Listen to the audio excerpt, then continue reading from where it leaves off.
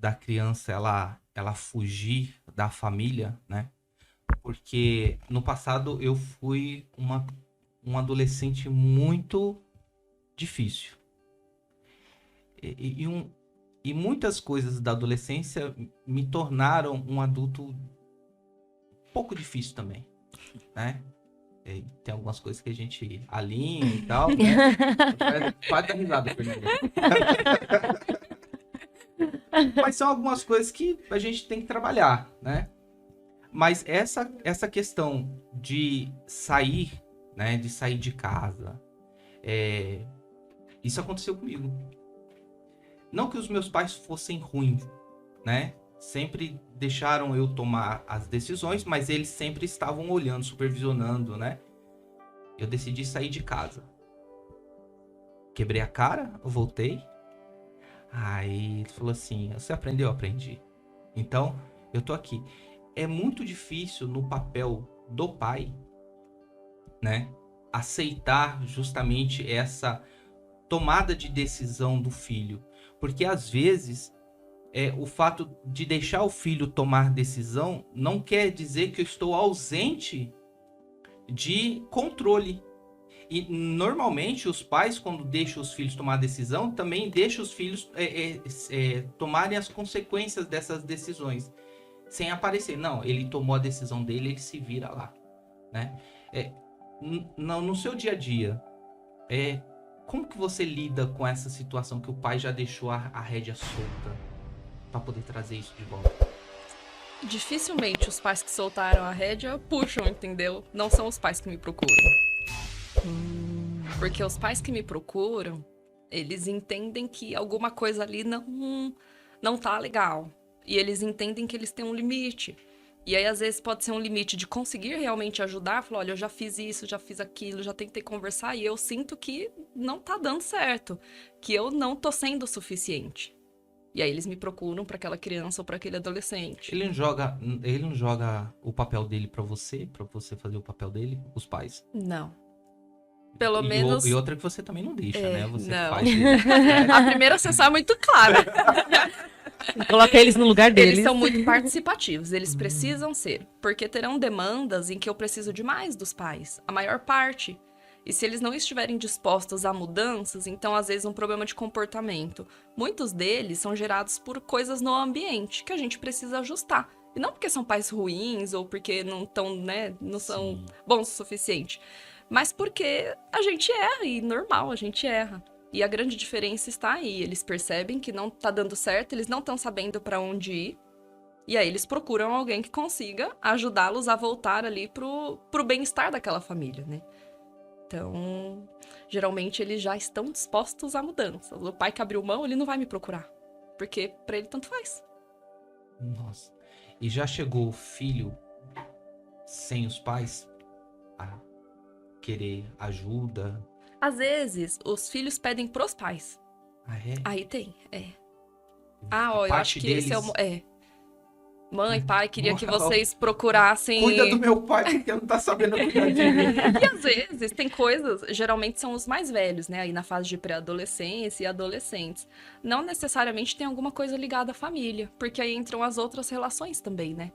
Então são as dificuldades, às vezes, amorosas, que eles estão começando a passar. Sério? Nas amizades, de não se sentirem encaixados. Das mudanças hormonais também que vão acontecendo, isso vai deixando eles um pouco confusos. Então, não necessariamente que sempre seja a família. Às vezes são coisas que surgirão de outras coisas. Conflitos da própria adolescência. Exatamente. Mesmo. E aí eles pedem, falam, eu quero... Porque a geração de hoje é mais aberta pra isso. Então, eu queria conversar com uma psicóloga, por exemplo. Mãe, pai, procura pra mim, porque eu queria conversar. Não, se eu for procurar uma psicóloga, eu tô doido. Pra quê? Você é louco? Pra quê? Você não tá doido? E tinha muito isso, né? Ainda tem. Você tá ficando doido? Tem ainda? Tem muito. Sério?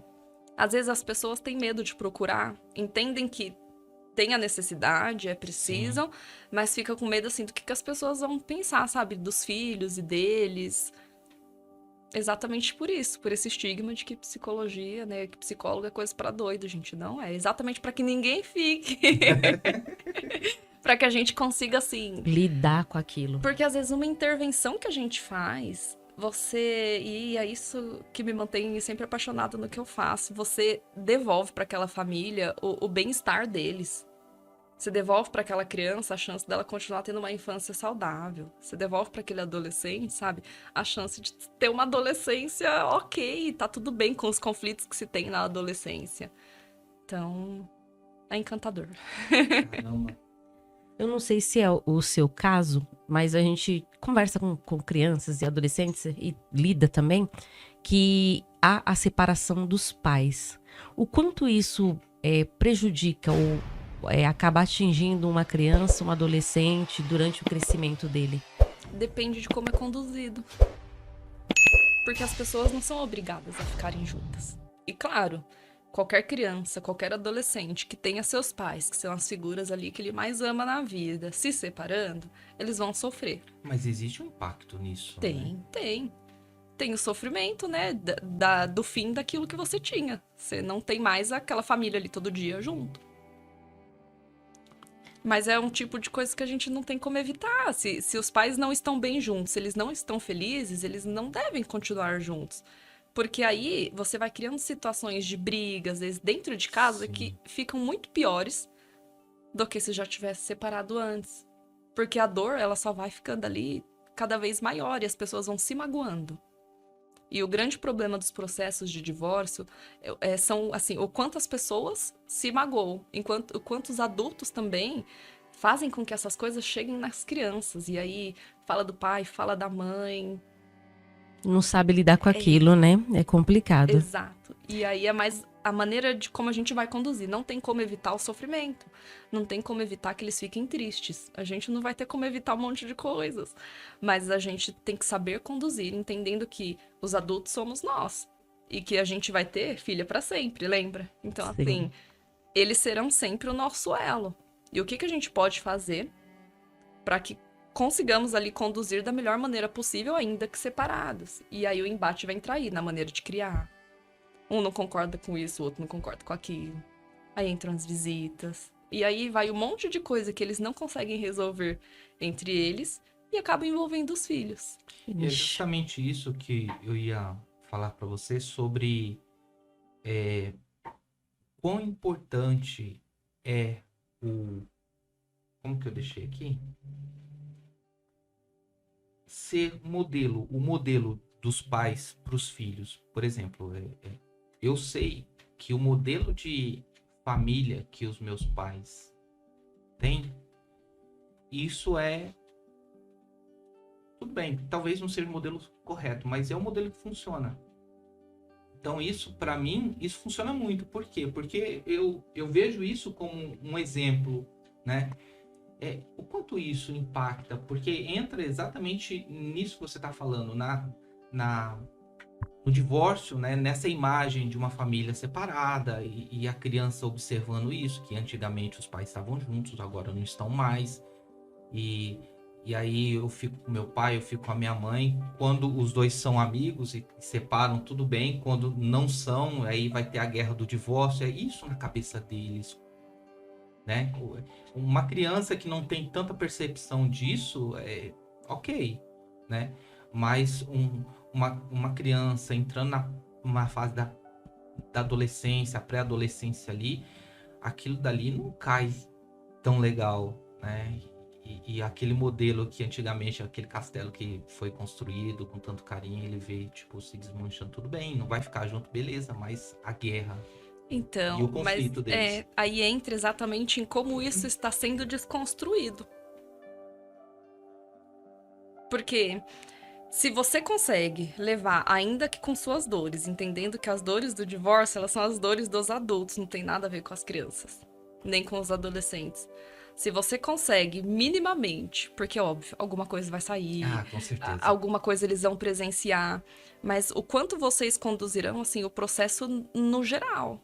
E aí vai muito mais, pelo menos na minha visão, do que um modelo, sabe? Aquele modelo sendo desconstruído, mas é como ele está sendo desconstruído. Porque às vezes é muito melhor você ter os pais separados do que brigando todos os dias e viver numa casa onde o tempo inteiro é briga. Isso é muito mais prejudicial, falando em desenvolvimento, do que ter pais separados que minimamente conseguem conversar e mantém ali o básico relação saudável. O que ficaria mais saudável nesse cenário? Sim. Uma relação onde eles estão separados do que juntos. Então, muito mais do que desconstruir o modelo da família em si, como os adultos vão levar isso. Como eles conduzirão essa situação. E quanto eles também vão deixar isso transparecer para essas crianças e esses adolescentes. Fala pessoal, que bom que você assistiu esse corte, mas não esqueça, aqui nos comentários ou na descrição desse vídeo está o vídeo completo. Assiste essa história fantástica que você vai se surpreender. Valeu, tamo junto!